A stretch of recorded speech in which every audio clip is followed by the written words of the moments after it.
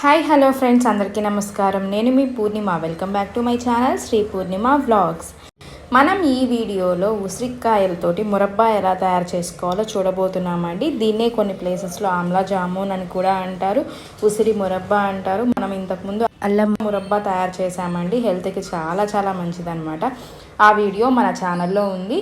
ఎవరైనా మిస్ అయి ఉంటే మర్చిపోకుండా చూడండి. నేను ఆ వీడియో లింక్ మీకు డిస్క్రిప్షన్లో షేర్ చేస్తాను, అలానే ఎండ్ స్క్రీన్లో కూడా యాడ్ చేస్తాను.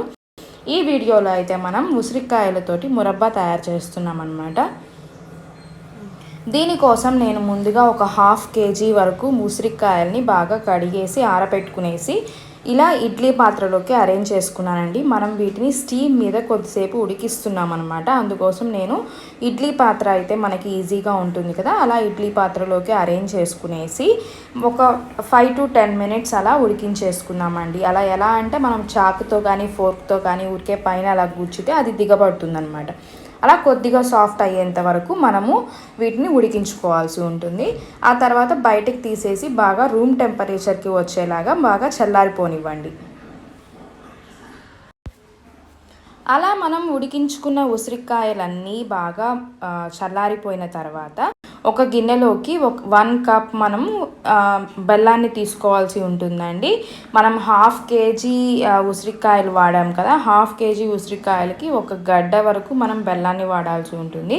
ఈ బెల్లాన్ని బాగా నలగొట్టుకోవడమో తురుముకోవడమో చేసుకునేసి బాగా కరిగించుకోండి వాటర్లో. 1 గ్లాస్ వాటర్ వేసి స్టవ్ మీద పెట్టామంటే కొద్దిసేపటికి కరిగిపోతుందండి.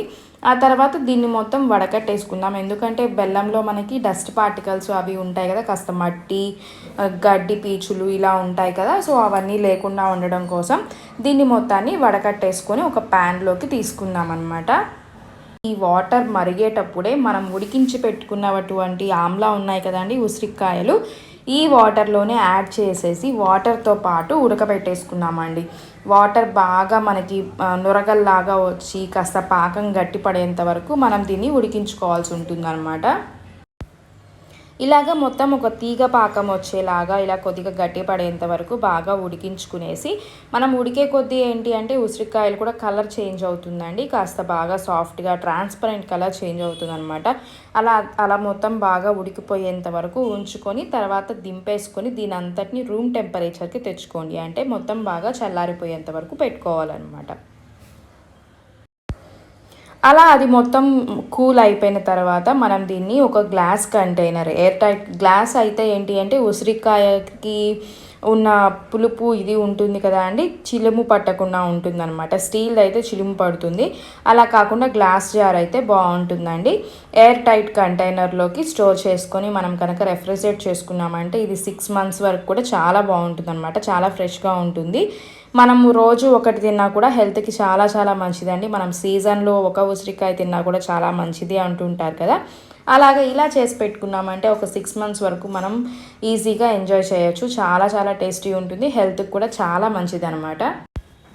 చూసారు కదా అండి ఉసిరికాయలతో మురబ్బా ఎలా తయారు చేసుకోవాలో. మీరు కూడా మీ ఇంట్లో ట్రై చేయండి. ఎలా వచ్చింది అనేది నాకు కామెంట్ సెక్షన్ ద్వారా తెలియచేయండి. ఈ వీడియో కనుక మీకు నచ్చినట్లయితే లైక్ చేయండి, కామెంట్ చేయండి, మీ ఫ్రెండ్స్ అండ్ ఫ్యామిలీస్తో షేర్ చేసుకోండి.